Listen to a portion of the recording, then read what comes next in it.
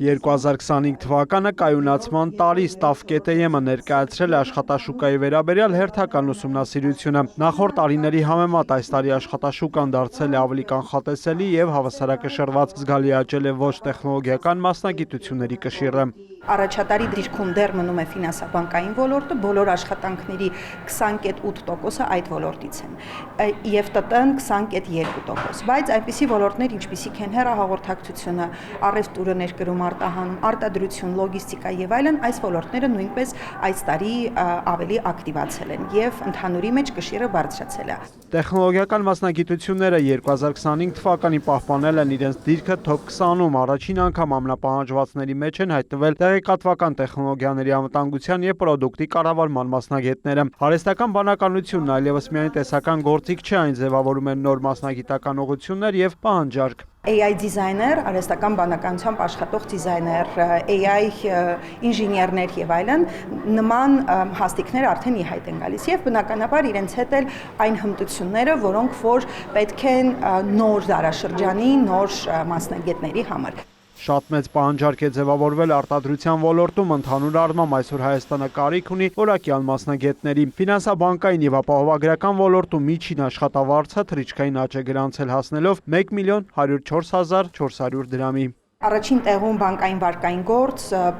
բացարձակ առաջատարն է, հետո վաճառքի սպասարկում, վաճառքի կազմակերպում, սպասարկման կազմակերպում, սա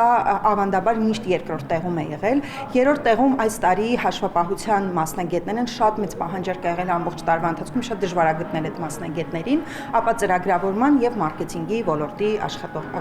մասնագիտություններն են։ Տղամարդկանց միջին աշխատավարձը շուրջ 62.7%-ով բարձր է կանանց վարձատրությունից, ինչն առավել սուր է արտահայտված ֆինանսական եւ տեղեկատվական տեխնոլոգիաների ոլորտների ղեկավար օղակներում։ Կանանց մոտ մի փոքր միջինը ավելի շատ է բարձրացել տոկոսայինով, քան տղամարդկանց, բայց բնականաբար տարբերությունը դեռ մեծ է մնում։ Առաջին անգամ Սյունիքը շրջանցել է Երևանին եւ դարձել հանրապետության ամենաբարձր վարձատրվող մարզը գրեթե 343.000 միջին անվանական աշխատավարձով։ Սա պայմանավորված է մարզում հանքարդյունաբերության եւ էներգետիկայի ոլորտների տնտեսական հզորացմամբ։ Ցավալի է, որ Գեղարքունիքը եւ Շիրակը դեռ մնում են ամենացածր միջին աշխատավարձ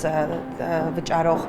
մարզերը։ Աբովյանը շարունակում է մնալ Հայաստանի ամենաակտիվ մարզային քաղաքը, որին հաջորդում է Գյումրին։ Նկատելի է նաև Մասիսի եւ Աշտարակի դիրքերի ամրապնդում լավագույն հնգյակում, ինչը վկայում է Երևանին մոտ գտնվող բնակավայրերի տնտեսական ակտիվության մասին։ Մարզային ակտիվությունն է ելի շարունակում նվազել 23-ի հետ համեմատ, մենք մոտավորապես բոլոր աշխատանքների 10%-ն ունենք ընդամենը մարզերում։ Մեծ մասնաբաժինը պայմանավորված էր նրանով, որ Գյումրիում, Վանաձորում, Գորիսում եւ այլ քաղաքներում IT ընկերությունները բավականին մեծ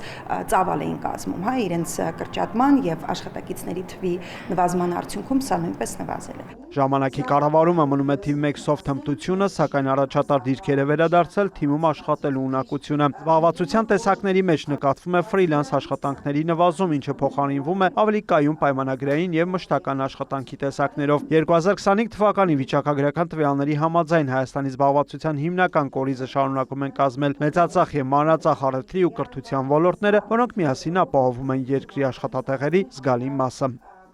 Բրյուն Մկրտչյան, Աշոտ Խաչատրյան, լուրեր։